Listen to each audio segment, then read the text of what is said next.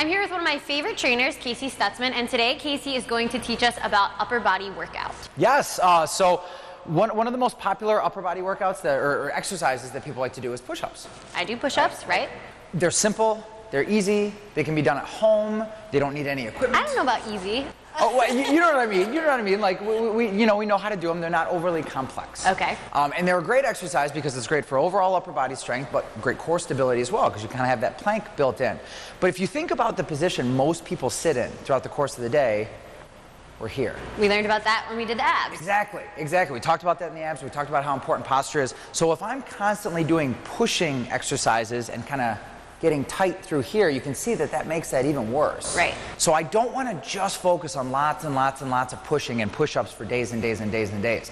I can make them really, really effective if I start to pair them with some good upper back exercises. So that's really going to help with overall posture. It's going to help to pull the shoulders down and back, opening up the chest, and it's going to make the push-ups and not only more effective, it's going to make them better for spine health and posture health, but it's also going to help to develop a more balanced upper body.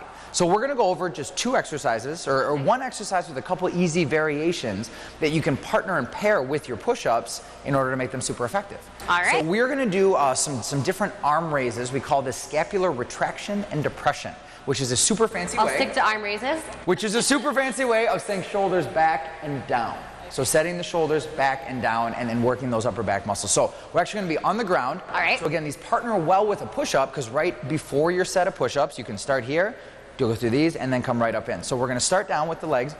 Toes are going to be dug into the ground. Now you're going to reach your arms straight across east and west with the thumbs up. That's super important. So thumbs are up and pinkies are closest to the ground.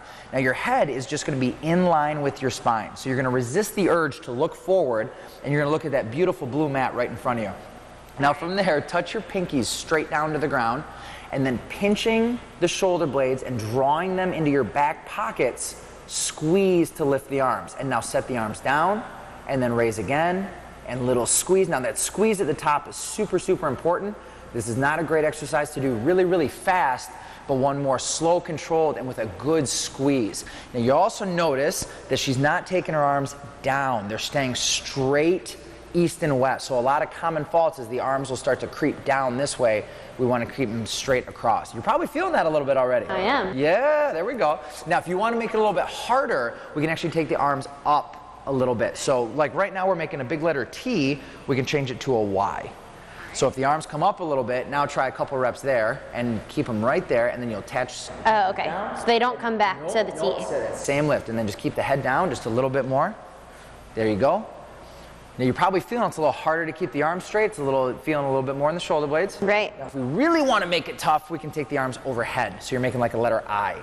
Head down again, and go ahead, lift and touch, lift and touch. How's that feeling? I feel the burn. A little bit. Feel the burn.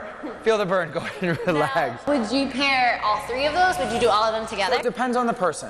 The more you go overhead, the harder it's going to be. So if you find that as I go up, my elbows start to bend, that means it's a little too tough. All right. So go to the area where you can keep your arms straight. So you did a great job with your arms overhead, so you could do all three. And what you might want to do is you could do one set of these, do your push-ups, and then do another set right after. And the sets could either be for 8 to 12 reps or 30 to 45 seconds, somewhere around there. And how many sets would you suggest? 3? Overall, like 2 to 3, somewhere around there. And if you're doing them, again, in like those little sequences where you'll do like one of the back exercises, push-ups, back exercises, take a break, and then repeat that maybe 2 to 3 times. Now are all 3 of them working the same muscle groups, or? Very, very, very similar. We're just challenging it a little bit more by taking it up overhead. So the same joint actions, the same muscles are being worked and challenged. We're just going to challenge them in a different way by changing the arm position. All right, so now we know 3 new exercises that you can mix in with your push-ups or your regular arm workout. I also would like you guys to notice that Casey and I, we matched today, shoes and shirt. Didn't even try it. Didn't even try. So if you would like more fitness tips, make sure you tune in every Friday for Fitness Friday.